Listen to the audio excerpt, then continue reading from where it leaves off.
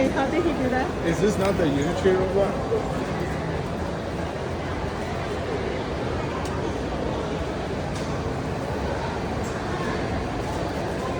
What?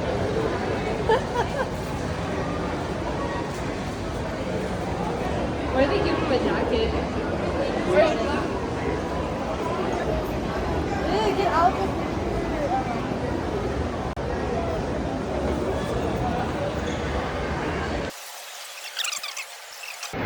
So, due to just Asian squatting down here.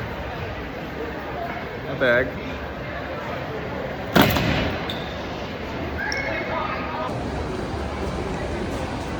What just happened? I don't know. He just like fell over. So what the heck? Wait, he's missing a thing here. Where? Guys, the last person that should have witnessed what happened is me. Like, I mean, an anti-CCP YouTuber. So I was in Flushing, and there was a robot AI class signing kids up for some programming lessons.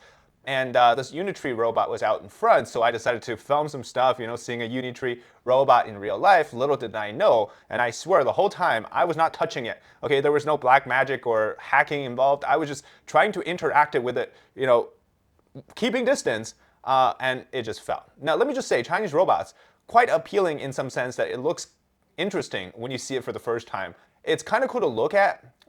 You know, it's waves around, it does certain motions, dancing around in those videos, but including myself, people near us, when they were, you know, we were all kind of looking at it, felt the same sort of weirdness in that we were scared. Like the cold, heavy machine, like, was just kind of standing there. It doesn't have any sense of humanness to it. I don't know if that makes sense. And we were all scared that it could walk towards you and at any moment it could freak out and hit you or something, like in this video.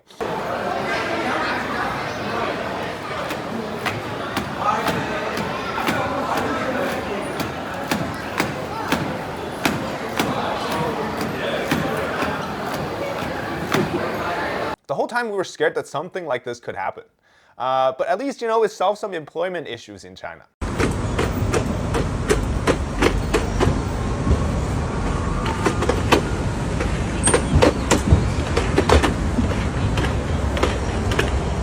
For every robot, there's going to be a worker hired with a controller.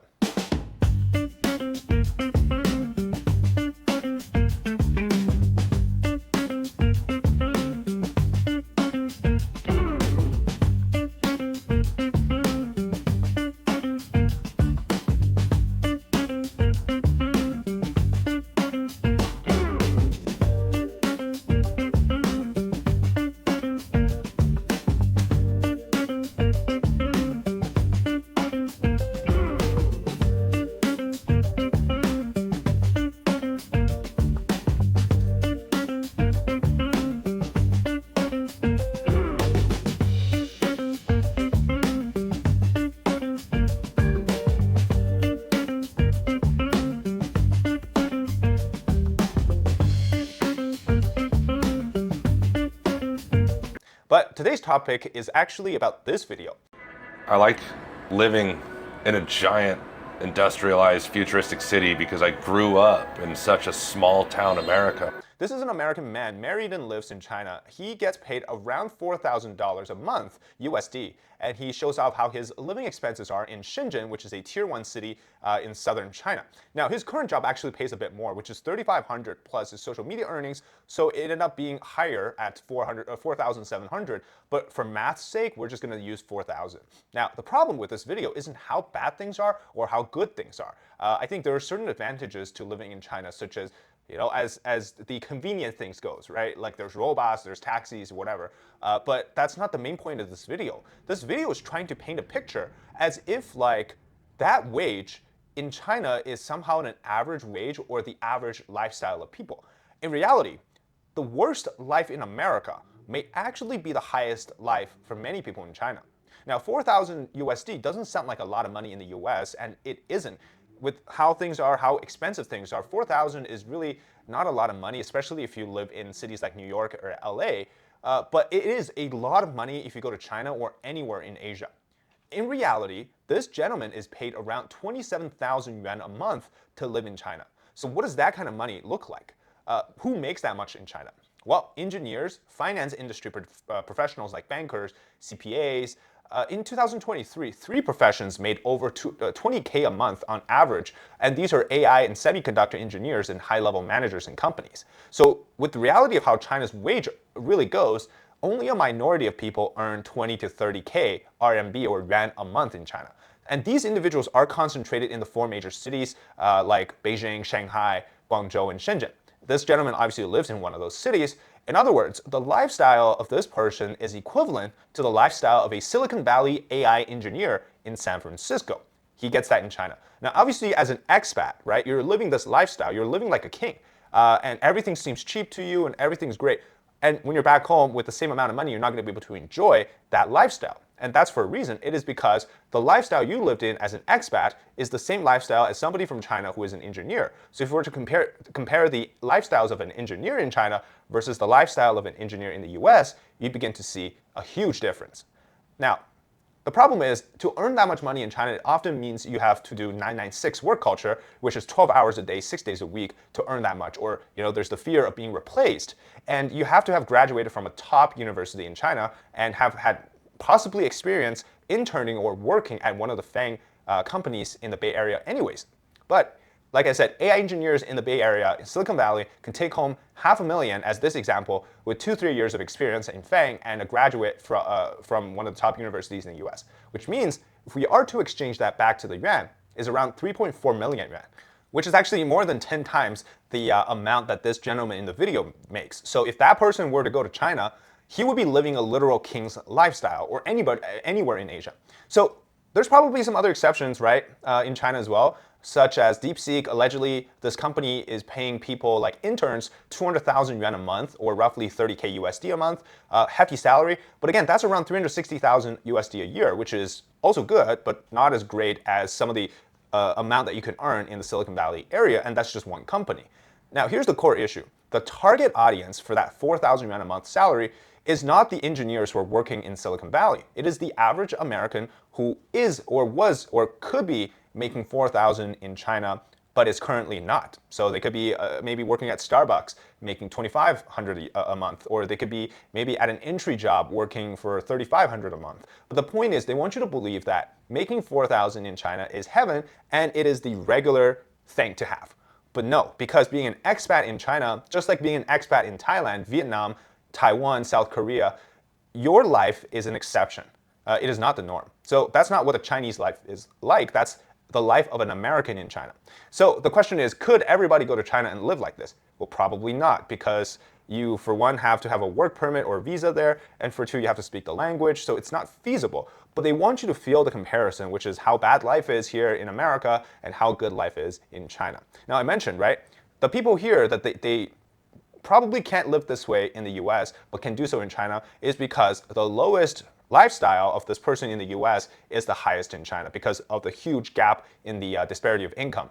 And for example, if you're looking at the statistics from, say, this one is from Jiangsu province in 2020, the average annual salaries for employees in urban non-private units, which are essentially government or nationally owned enterprises, is around 103K yuan per year, which works out to be around 8,600 RMB per month. And for employees working in private companies, the average annual salary is 63,000, or roughly 5,300 per month. In other words, the government workers took home an average of 8.6K yuan a month, or $1,200 a month.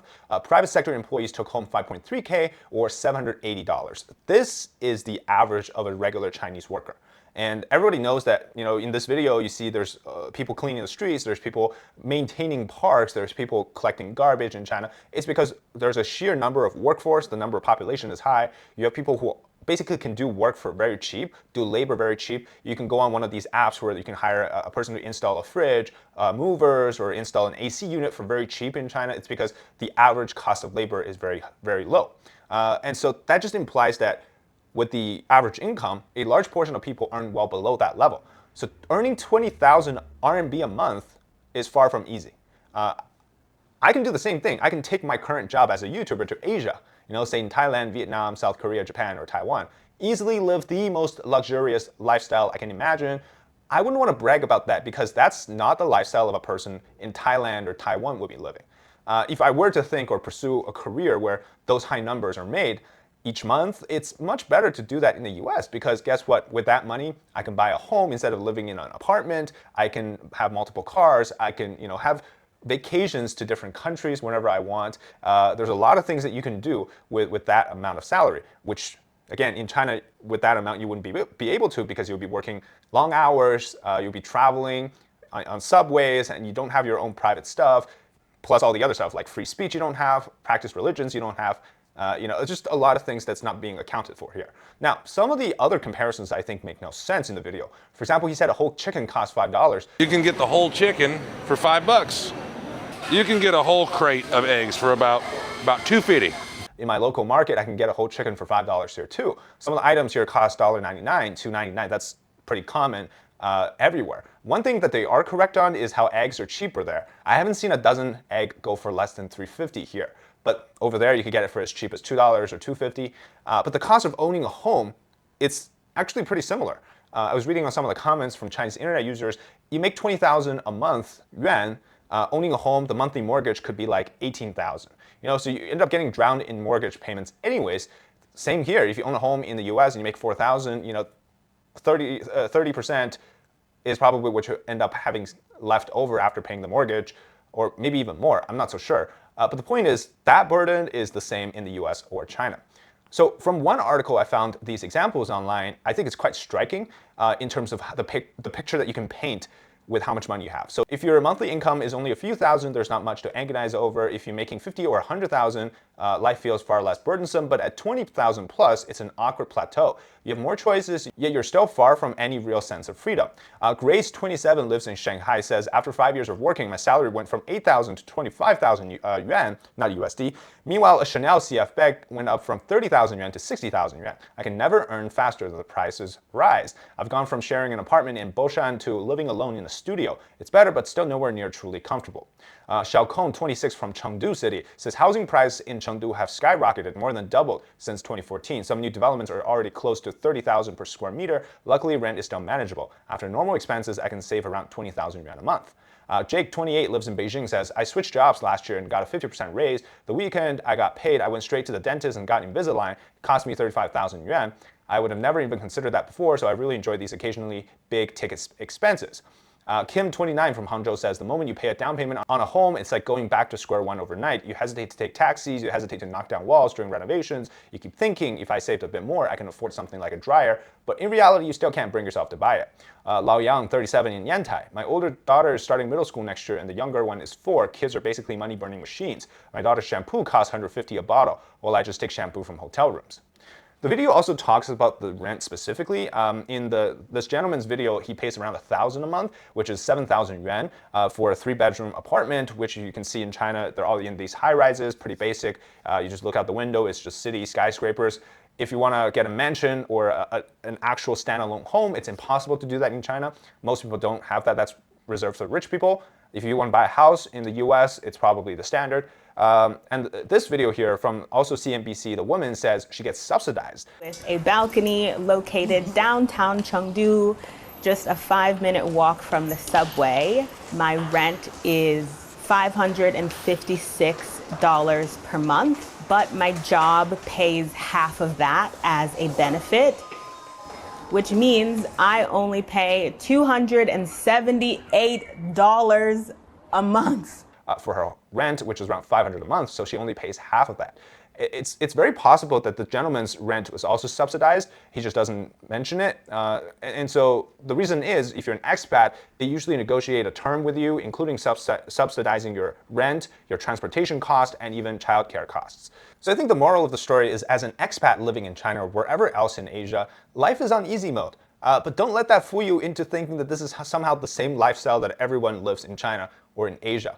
Your lowest is possibly their highest standard of living.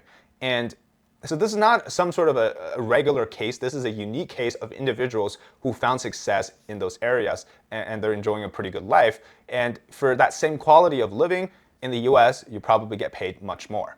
So thank you very much for watching this episode. Let me know your thoughts in the comments about this comparison. Do you think it was correct, or you have another thought on it? I'd love to hear your thought. And also make sure to post to our community if you have some interesting news from China. I would love to discover what you guys are reading on and possibly do a video on those as well. So make sure to check out the community tab and post your stories that you're interested in or curious about in the community tab as well. So I do regularly check that. And thank you very much for watching again. We'll see you next time.